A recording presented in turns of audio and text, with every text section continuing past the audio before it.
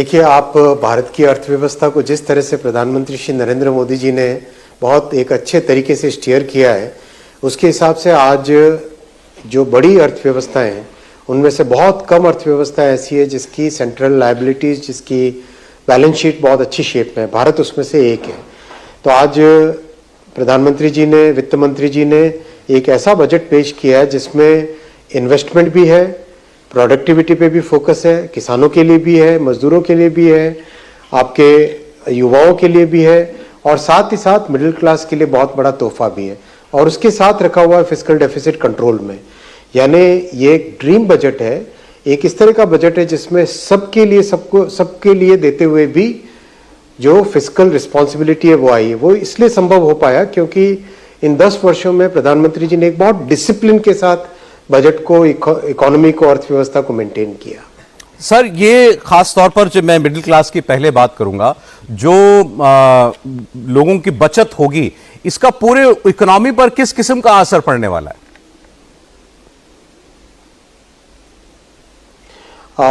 आप देखिए, जो इकोनॉमी के 3 बड़े ड्राइवर्स होते हैं उसमें एक कंजम्पशन एक बहुत बड़ा ड्राइवर है, सेविंग एक बहुत बड़ा ड्राइवर है। तो जब मिडिल क्लास के हाथ में, किसी भी परिवार के हाथ में, आपके मेरे परिवार के हाथ में अगर बचत रहेगी तो बचत होने से बहुत सारी चीज़ें होती है। घर में अपने बच्चों के लिए बेटर फैसिलिटीज़ कर सकते हैं, पढ़ाई पे बेहतर खर्च कर सकते हैं, घर की ईएमआई देने में आसानी होती है, कार की ईएमआई या बाइक की ईएमआई देने में आसानी होती है। तो ये सब चीज़ें जो बहुत एक साधारण तरीके से अगर हम देखें तो इन सब चीज़ों का बहुत बड़ा प्रभाव पड़ता है, और उसका प्रभाव फिर पूरे इकोनॉमी में डिमांड कितनी है। यानी मान लीजिए आज 2 करोड़ लोग ऐसे अगर होते हैं जिनके हाथ में एक्स्ट्रा बचत आती है साल के 1 लाख रुपए की, तो उसका कॉरेस्पॉन्डिंग इम्पैक्ट कार के, बाइक के, कपड़ों के, घर में जो बेसिक चीज़ें, ज़रूरत की चीज़ें, उन सब के लिए ज़्यादा खर्च करने की क्षमता बढ़ेगी। वो क्षमता बढ़ने से डिमांड बढ़ती है, डिमांड बढ़ने से नई इंडस्ट्री आती है, नया इन्वेस्टमेंट आता है, नए इन्वेस्टमेंट के आने से नया रोजगार सृजन होता है। तो ये एक अच्छी साइकिल बन जाती है। मैं यही आपसे पूछना चाह रहा था कि इस पूरे बजट में जॉब्स जो हैं वो क्या कहीं सारे डिसीजंस में सेंटर में जॉब्स हैं? एम्प्लॉयमेंट बहुत बड़ा फोकस है, 10 साल से बहुत बड़ा फोकस है, और इसका बहुत रिजल्ट भी बहुत अच्छा आया। अगर आप ईपीएफओ के डॉक्यूमेंट्स देखें तो जो नए लोग रजिस्ट्रेशन में करते हैं, यानी फॉर्मल जॉब में आते हैं, और जो लोग छोड़ के जाते हैं, इन सब का अगर नेट करें तो आज करीब हर महीने 12 से 14 लाख के आसपास का हर महीने रोजगार, नया फॉर्मल रोजगार सृजन हो रहा है। इसके अलावा बहुत सारे इनफॉर्मल रोजगार के भी बहुत सारे और स्वरोजगार के बहुत सारे साधन आए, जैसे पीएम स्वनिधि कार्यक्रम है जिसमें रेहड़ी पटरी वालों को 10,000 का लोन दिया जाता है। उसके बाद में पहला लोन चुकाने पे 20 का दिया जाता है, दूसरा लोन चुकाने पे 50 का दिया जाता है। तो वो इस तरह की ऐसी कई सारी स्कीमें हैं, मुद्रा स्कीम है, जिसमें कि जो स्वरोजगार के जरिए से, सेल्फ एम्प्लॉयमेंट के जरिए से भी रोजगार क्रिएट किया गया है। और पब्लिक इन्वेस्टमेंट जो highway, port, airport, transmission lines, इन सब में जो पब्लिक इन्वेस्टमेंट हो रहा है उसके भी बहुत सारे रोजगार के साधन हैं। तो ये एक ऐसा एक माध्यम है जिसमें सभी तरीकों से, इंडस्ट्री से, मैन्युफैक्चरिंग से, कंजम्पशन की ग्रोथ से, सेविंग्स की ग्रोथ से, इन्वेस्टमेंट की ग्रोथ से, इन सब से रोजगार का सृजन होता है। सर, रोजगार और जॉब्स की जहां तक बात है, नौकरियों की, तो वो आपकी जो मिनिस्ट्री जो खुद आपके पास हैं वो सारी की सारी मतलब जुड़े हुए हैं बड़े रोजगार से। रेलवेज हुआ, इलेक्ट्रॉनिक्स हुआ, आईटी हुआ। अगर आप अपने इन आपके जो की फोकस एरियाज हैं, इन बजट इन पर क्या कह रहा है? इलेक्ट्रॉनिक्स मैन्युफैक्चरिंग अपने आप में बहुत बड़ा रोजगार का साधन है। करीब 25 लाख रोजगार तो आज ही है। लैपटॉप बन रहे हैं, सर्वर्स बन रहे हैं, मोबाइल फ़ोन बन रहे हैं, मेडिकल इलेक्ट्रॉनिक्स का डिवाइसेस बन रहे हैं।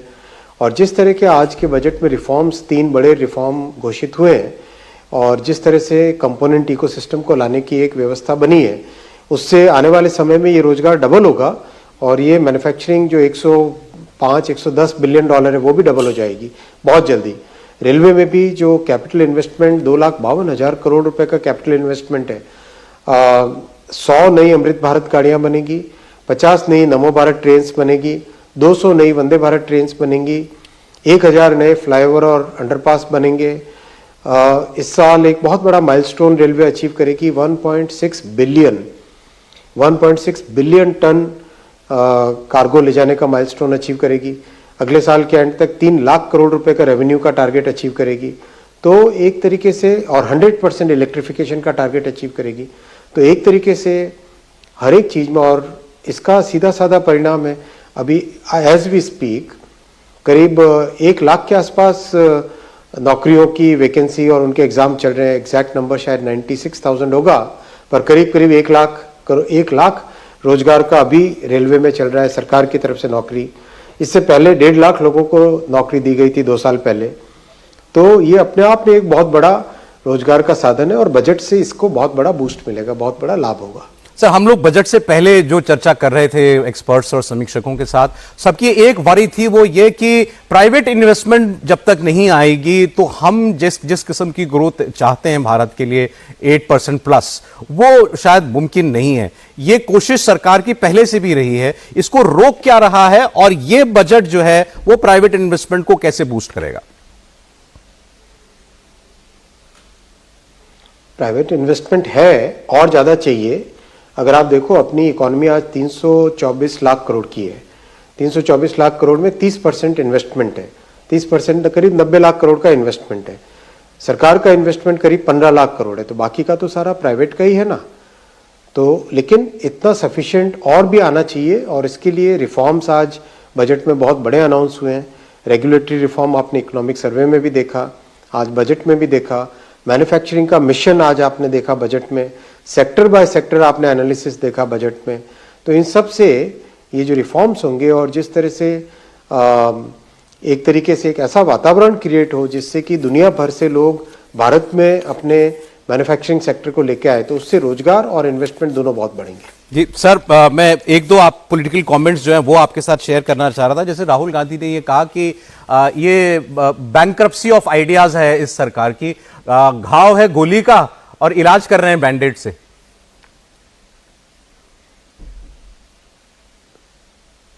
देखिए, आज जिस तरह का ड्रीम बजट आज पेश किया गया है, आप किसी भी सेक्टर में किसी भी एक्सपर्ट से बात कर लीजिए, आप उन एक्सपर्ट्स की बात को देखेंगे, सुनेंगे, तो आपको ध्यान में आएगा कि कितना सोचे समझे तरीके से, कितने अच्छे तरीके से, किस तरह से सबको समावेश में लेते हुए बजट बनाए।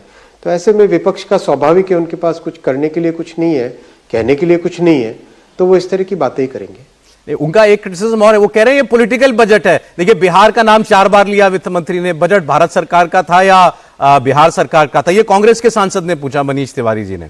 और दिल्ली का चुनाव है, इसीलिए मिडिल क्लास के लिए इतनी बड़ी घोषणा कर दी, ये भी कह रहे हैं। पूर्वोदय बहुत बड़ा,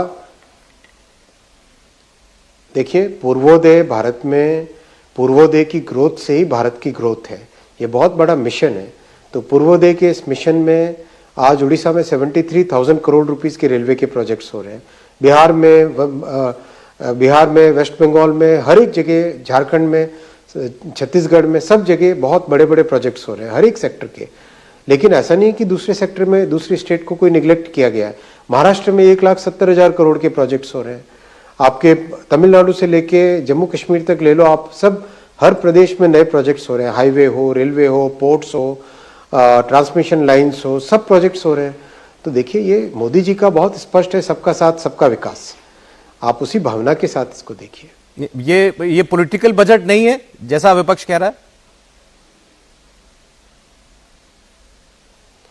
आप देखिए, इसमें इकोनॉमी भी है, पॉलिटिकल, इकोनॉमी और पॉलिटिक्स को आप कहीं पर भी दुनिया में अलग से नहीं देखा जाता है।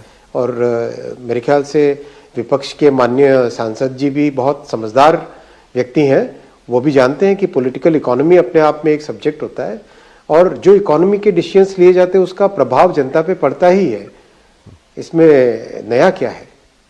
जी अश्विनी वैष्णव, बहुत शुक्रिया आपका हमें समय देने के लिए। आपने बताया बजट का थ्रस्ट कहां है, बजट से नौकरियों का सृजन, रोजगार का सृजन कैसे होने वाला है, देश में इन्वेस्टमेंट कैसे बढ़ने वाला है, आपकी बचत कैसे होने वाली है, और देश की इकोनॉमी कैसे ग्रो करने वाली है।